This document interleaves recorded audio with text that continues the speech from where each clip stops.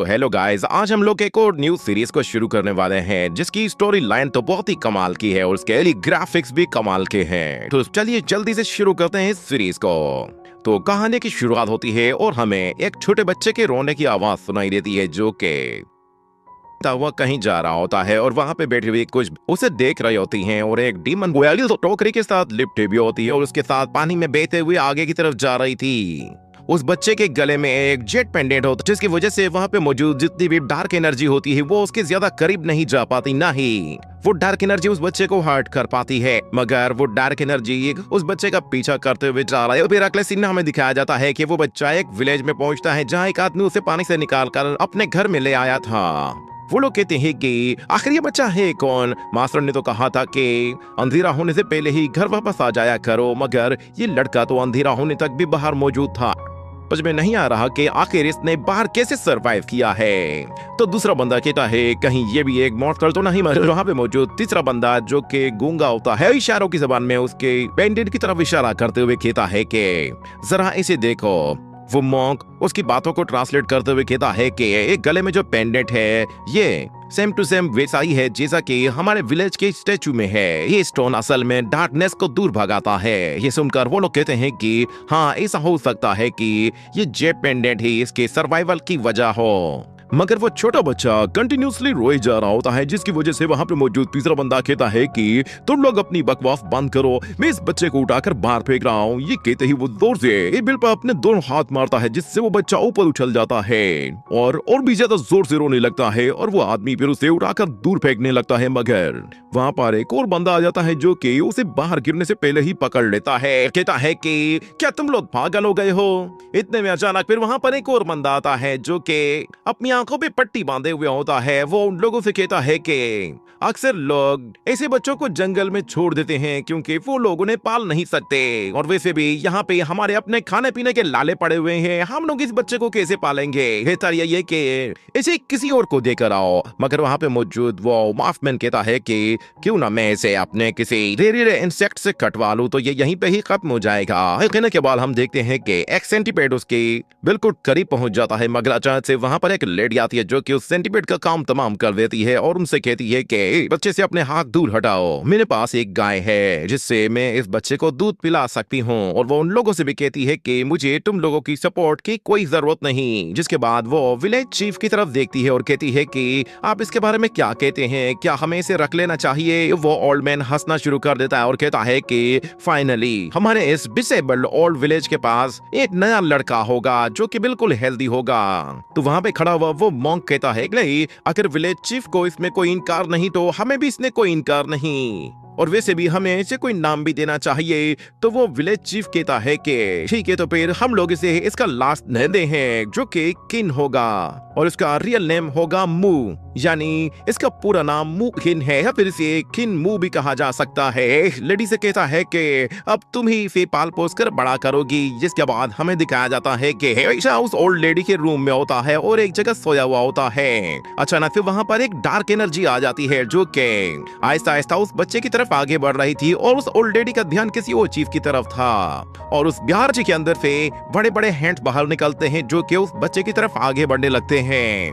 मगर इतने में वो लेडी अपनी सुई से धागा खींचती है तो वो धागा उन हाथों में फंसता है और वो हाथ वापस से पीछे हट जाते हैं और वो लेडी उस सुई धागे से किसी चीज को सी कर पूरी तरह से बंद कर देती है। इसके बाद हमें दिखाया जाता है कि वो किसी और चीज को नहीं बल्कि एक औरत के जिस्म को सी रही थी और फिर वो वापस से अपने उस बच्चे को उठाकर सब लोगों के पास लेकर जाती है।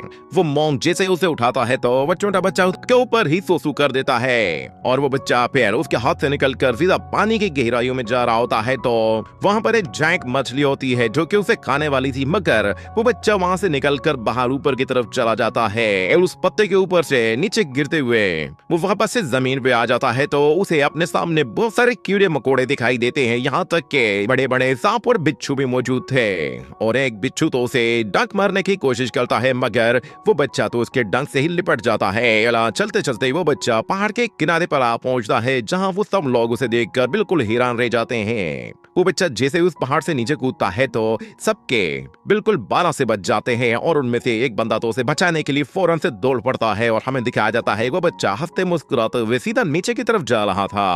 उसे इस चीज की कोई परवाह नहीं थी कि वो कहां जा रहा है। इतने में एक ईगल उसे आकर पकड़ लेती है और उसे अपने घर की तरफ लेकर जा रही थी, मगर अचानक ही वहां पर एक बंदा उसे बचाने के लिए आता है, तो वो खुद ही उसकी आंखों पे जोर से उंगलियां मारकर उसे नीचे गिरा देता है, और वो चीलों से उठाकर वापस से अपने घोंसले में ले जाती है, जहां उसके बड़े बड़े बच्चे होते हैं और वो उसे खाने की कोशिश करते हैं, मगर वो बच्चा उन अंडों के साथ लुढ़कता लुढ़कता नीचे गिर जाता है, और हमें दिखाया जाता है कि वो बच्चा आहिस्ता आहिस्ता बड़ा होना शुरू हो जाता है। वक्त गुजरने के साथ साथ उसकी एज बढ़ जाती है, और वो जैसे ही नीचे गिरता है तो उसकी पीठ पे बंधी हुई बास्केट उसके मुंह पे आकर गिरी थी, जिसके बाद वो वापस से उसे सेट करता है और देखता है कि वो तो मॉन्स्टर फॉरेस्ट के बिल्कुल बीचों बीच खड़ा है, जहां पर चारों तरफ उसके मॉन्स्टर ही मॉन्स्टर मौजूद है। से एक नेचुरल हर्ब लेता है और फौरन से 9 तो 11 हो जाता है। इसी तरह वो वहां से निकलकर एक स्टेचू के सामने आकर खड़ा हो जाता है। वो स्टेचू दिखने में ही उसे काफी ज्यादा डरावना लगता है। जैसे ही उसके सामने छांव हो जाती है तो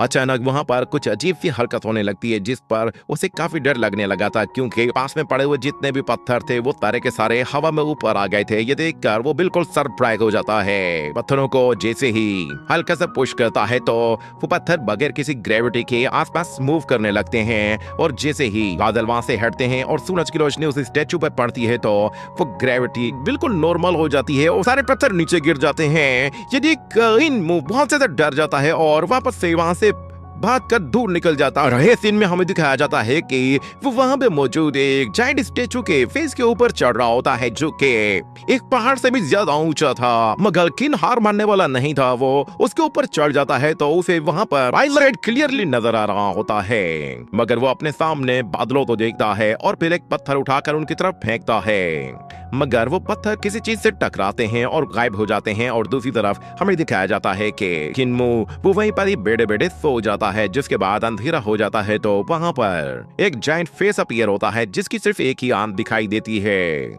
और जैसे ही किन की आंख खुलती है तो वो अपने घर में मौजूद होता है। उसे होश में आता देखकर वो सब लोग बिल्कुल खुश हो जाते हैं और कहते हैं कि तुम्हारा दिमाग तो ठीक है, हम लोगों ने तुम्हें कुछ हर्फ लेने के लिए भेजा था और तुम बाहर जाकर सो गए थे। क्या तुम्हें दिखाई नहीं देता कि बाहर कितना अंधेरा होने वाला था? नेक्स्ट टाइम ऐसी गलती की तो तुम्हारा घर से बाहर जाना बंद, तुम्हारी मदर भी फिर तुम्हें नहीं बचा पाएगी। और अगले सीन में हमें दिखाया जाता है कि किन्मो अपनी ग्रैंड मदर और चीफ से कहता है कि आप लोग कहते हैं कि जब डार्कनेस होगी तो उस डार्कनेस में कोई बहुत ही खतरनाक चीज हमारी तरफ आगे बढ़ती है, जो कि हमें जिंदा चबा सकती है। हम बता सकते हैं कि आखिर वो सब क्या चीजें हैं? वो विलेज चीफ उससे कहता है कि वो जो कुछ भी है हमें उससे कोई लेना देना नहीं, बस हमें इतना मालूम है कि वो हमारे लिए खतरनाक है, और जब तक हमारे विलेज में वो स्टोन स्टेचू मौजूद है तब तक वो सारे के सारे डार्क सोल्स हमारे विलेज में एंटर नहीं होंगी। फिर किन्मू कहता है कि आखिर उन स्टोन्स में ऐसा क्या है? फिर विलेज चीफ कहता है कि हमारे डाशू विलेज की बहुत सारे सीक्रेट्स हैं, उन्हें जानने की कोशिश ना करो तो ही अच्छा है, क्योंकि उन्हें जानने के चक्कर में तुम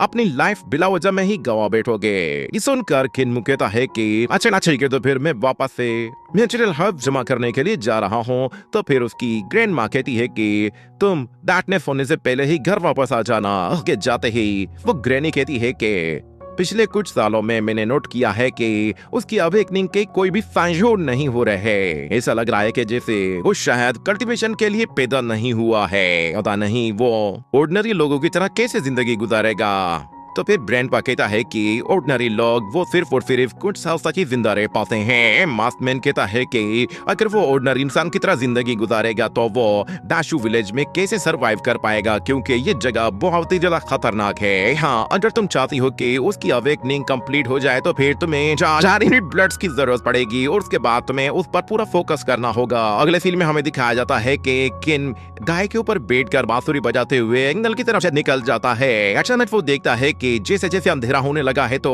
वहाँ पे मौजूद क्रीचर्स और मॉन्स्टर्स वहाँ से भागने लगे हैं। देखकर वो काफी ज्यादा सरप्राइज होता है और कहता है कि आखिर इस डार्कनेस में क्या है। ये कहने के बाद वो उस स्टैचू की तरफ देखता है, मगर अचानक से वो गाय बिल्कुल आउट ऑफ कंट्रोल हो जाती है और भागना शुरू कर देती है, जिस पर किन कहता है कि न्यू ये क्या कर रही हो तुम, वापस आ जाओ। मगर वो गाय रुकने का नाम ही नहीं लेती और दौड़ते हुए वहां से दूर जाने की कोशिश करती है तो इन उसके नीचे जाते जाते अचानक से उससे आकर टकरा जाता है। अगर जैसे ही वो खड़ा होता है तो अचानक से उसे किसी की आवाज सुनाई देती है जो कि उसे मदद के लिए पुकारती है। ये देखकर किन परेशान हो जाता है कि यहाँ पे तो कोई भी नहीं, फिर मुझे मदद के लिए कौन पुकार रहा है। जब वो उस गाय की तरफ देखता है तो उसे पता चलता है कि ये आवाज तो उस गाय की तरफ से आ रही है।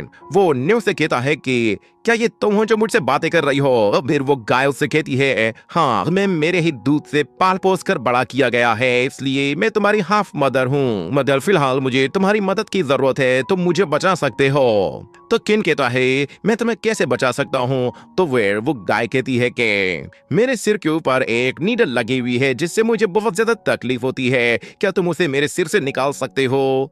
इसे निकालने में मुझे तकरीबन 11 साल लग गए हैं, मगर अभी तक मैं इसे नहीं निकाल पाई। मगर किन जब उस नीडल को देखता है तो वो कहता है कि इसे देखकर तो ऐसा लग रहा है कि जैसे ये नीडल मेरी ग्रैंडमा ने यहाँ पे चुबाई है। मगर फिर न्यू कहती है कि ये क्या कर रहे हो बच्चे, क्या तुम मुझे 11 साल का ये सिला दे रहे हो कि तुम एक नीडल मेरे हेड से नहीं निकाल सके। एक वो उसे इमोशनल ब्लैकमेल करने लगती है, जिस पर किन मान जाता है और वो उसके फोरहेड पर उस नीडल को निकालने के लिए अपना हाथ उसकी तरफ आगे बढ़ाकर उसे जैसे ही खींचता है तो उस नीडल के अंदर से खून निकल आता है, जिस पर किन थोड़ा सा डर जाता है। मगर की आंखें अचानक से घूम जाती हैं और वो वहीं पर ही धड़ाम करके नीचे गिरती है। ये देखकर बहुत ज्यादा परेशान हो जाता है कि ये सब क्या हो गया। वो न्यू से उठने के लिए कहता है मगर उसे होश नहीं आई। किन परेशान हो जाता है कि आखिर उसकी मदर के साथ हुआ क्या है, वो होश में क्यों नहीं आ रही और ऊपर से उसके पेट में यह अजीब सी हरकत क्या हो रही है। देखते ही देखते गाय के पेट के अंदर से एक हाथ बाहर निकलता है जो कि बिल्कुल इंसानों के हाथ जैसा होता है। ये देखकर